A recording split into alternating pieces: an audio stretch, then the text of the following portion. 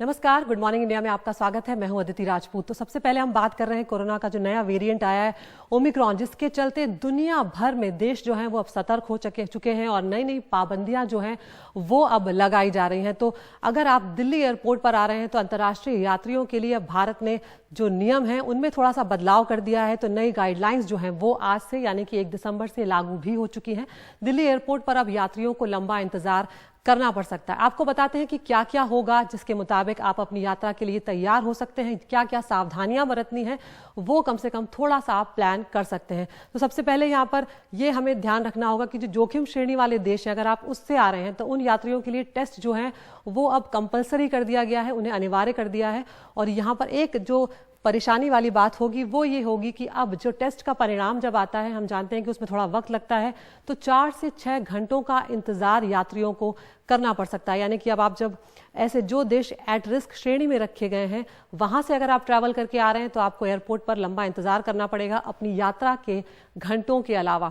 तो ये जो देश हैं यात्रियों के लिए आदेश दिए गए हैं एट रिस्क वाली जो श्रेणी में है उनके लिए। दूसरे देशों के लिए अभी इस तरह की पाबंदियां नहीं है, यानी कि उनके लिए जो कोविड टेस्ट है वो फिलहाल अनिवार्य नहीं किया गया है। इसके अलावा जो एट रिस्क श्रेणी वाले देश हैं यात्रियों को एयरलाइन सूचित करेगा कि दिल्ली जब आप पहुंचेंगे तो वहां पर आपकी टेस्टिंग होगी। तो कुछ लोग ऐसे भी होंगे जिन्हें पता ना लगे, लेकिन बाद में एयरलाइंस के जरिए उन्हें सूचना मिल जाएगी। अगर नेगेटिव रिपोर्ट आती है तो क्वारंटीन किया जाएगा और टेस्ट में पॉजिटिव आने पर सख्त आइसोलेशन जो है उसका सामना भी करना पड़ेगा। दिल्ली में आते ही यहाँ पर यह भी देखना होगा कि जो यात्री हैं उनको जो सैंपल हैं वो देने ही होंगे, लेकिन एयरपोर्ट पे जो एट रिस्क वाली श्रेणी है उन्हीं की टेस्टिंग अनिवार्य होगी यहाँ पर। और जो टेस्ट आपके होंगे उसका खर्चा खुद यात्रियों को ही वहन करना होगा। जो टेस्ट का नतीजा आएगा तब तक आपको इंतजार भी करना होगा।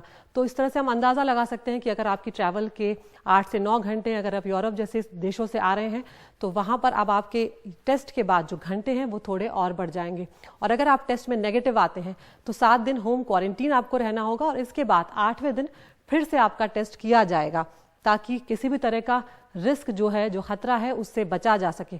और दोबारा नेगेटिव आने पर 7 दिन के लिए सेल्फ मॉनिटर करने को कहा जाएगा और उसके बाद ही आपको बाहर निकलने की इजाजत दी जाएगी ताकि किसी भी तरह के खतरे को टाला जा सके। लेकिन अगर आप टेस्ट में पॉजिटिव आए तो आपका सैंपल जो है वो जीनोम सीक्वेंसिंग के लिए भेजा जाएगा और उसके बाद कॉन्टैक्ट ट्रेसिंग जो है वो स्टार्ट हो जाएगी कि किन यात्रियों ने आपके आसपास यात्रा की थी या आपकी किन किन से मुलाकात हुई है, कहाँ कहाँ पर आप कांटेक्ट हुए हैं।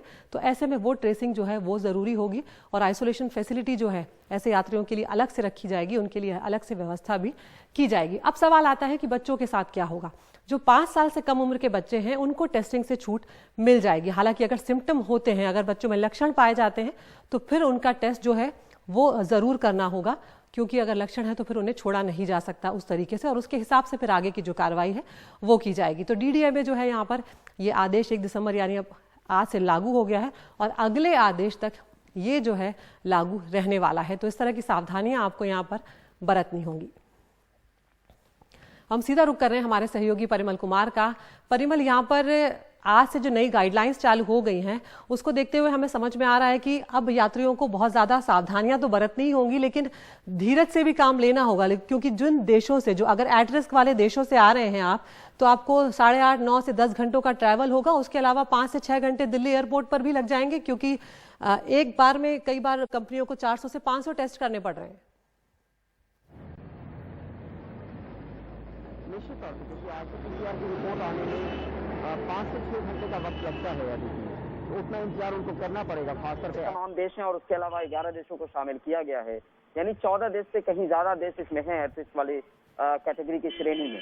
और ये इसलिए किया गया है क्योंकि यहाँ पे ओमिक्रॉन के मामले बहुत ज्यादा रिपोर्ट हुए हैं, तो उनको कैटेगराइजेशन किया गया है। यात्रियों को एक लंबा इंतजार करना पड़ेगा, लेकिन इस इंतजार के पीछे का मकसद भी समझिए कि कोई भी एसिम्प्टोमेटिक आदमी ओमिक्रॉन वेरिएंट लेकर कंट्री में दाखिल ना हो रहा हो, उसको लेकर एक पहल की जा रही है भारत सरकार की तरफ से। क्योंकि कई लोगों ने तो ये भी कहा, अलग अलग सरकारों ने, कि अंतर्राष्ट्रीय उड़ानों पे पाबंदी लगा देनी चाहिए, लेकिन सरकार ने जब उड़ानों को खोला है तो एहतियात बरतने के मद्देनजर ये फैसला किया गया है। और ये भी समझना पड़ेगा कि जितने भी दूसरे देश एट रिस्क कैटेगरी वाले देश अगर नहीं है और विदेश से कोई यात्री आ रहा है तो रैंडम सैंपलिंग की जाएगी 5% पैसेंजर्स की। तो ये भी रैंडम सैंपलिंग के हिसाब से तय किया जाएगा कि वो पॉजिटिव है या नहीं। यानी उन यात्रियों को भी जो ऐसे कैटेगरी वाले कंट्री के नहीं है, उनको भी जो 5% यात्री है उनको इंतजार करना पड़ेगा। तो इंतजार के पीछे का मकसद ये है कि सिर्फ अंतर्राष्ट्रीय फ्लाइट को लेकर जद्दोजहद नहीं चल रही थी, बल्कि देश में जहां जहां पे टेस्टिंग कम हो रही है, अगर वेरिएंट की मौजूदगी है तो वो खंगाला जा सके, पता लगाया जा सके। अगर कोई क्लस्टर बन रहा है तो वहां पर जितने भी पॉजिटिव सैंपल है उनको जीनोम सीक्वेंसिंग के लिए भेजा जाए। ये तमाम हिदायतें हैं। लेकिन एक अंतर्राष्ट्रीय, क्योंकि अभी तक देश में मामला रिपोर्ट नहीं हुआ है ओमिक्रॉन वेरिएंट का, तो विदेशों में मामला जहां जहां रिपोर्ट हुआ है उन यात्रियों को लेकर सावधानी बरतने की कोशिश है कि खासतौर पे एसिम्प्टोमेटिक जो पैसेंजर हैं वो कम से कम बीमारी लेकर यहाँ पर दाखिल ना हो, क्योंकि 72 घंटे पहले का RT-PCR रिपोर्ट लेकर आपको आना भी अनिवार्य है अगर कोई ट्रैवल कर रहा है तो। एयर सुविधा पोर्टल पर 14 दिनों के ट्रैवल की जानकारी भी सेल्फ डिक्लेरेशन के जरिए यात्रियों को देनी होगी, क्योंकि कहाँ कहाँ गए हैं। तो ये तमाम कोशिश और कवायद जो है वो आज से शुरू हो गया है अंतर्राष्ट्रीय उड़ानों को लेकर, अंतर्राष्ट्रीय जो विमान सेवाएं हैं उनके यात्रियों को लेकर। जी परिमल, स्वास्थ्य मंत्रालय भी आप लगातार कवर कर रहे हैं, तो ऐसे में यहाँ पर स्वास्थ्य मंत्रालय की तरफ से अब तक इस बात की कोई पुष्टि नहीं हुई है। परिमल, हम अपने दर्शकों की तसल्ली के लिए भी जानना चाह रहे हैं कि अपने देश में अभी तक एक भी जो ओमिक्रॉन वेरिएंट है उसका मरीज नहीं मिला है।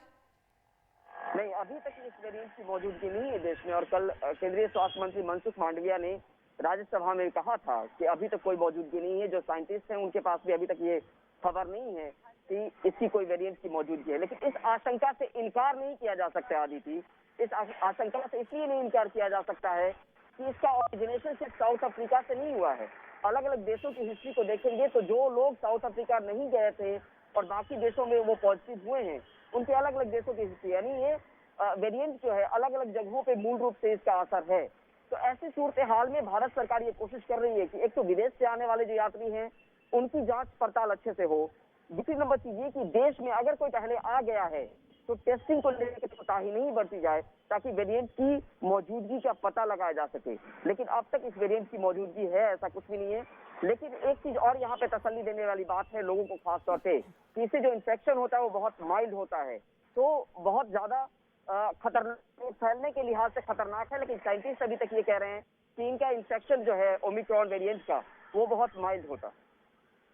बिल्कुल परिमल, बहुत शुक्रिया आपका इस तमाम जानकारी के लिए। तो यहाँ पर सबसे बड़ी बात जो सामने निकल कर आ रही है, जैसा कि परिमल भी कह रहे हैं कि सावधानी ही इस वक्त सबसे ज़रूरी है और सबसे कहें एक तरह से बड़ा हथियार है। क्योंकि अगर अभी भी कुछ लोग हैं जिन्होंने अपनी दूसरी डोज में देरी कर दी है, उन्हें बिल्कुल भी देर नहीं करना चाहिए, क्योंकि अब किसी भी तरह की देरी हमें परेशान कर सकती है।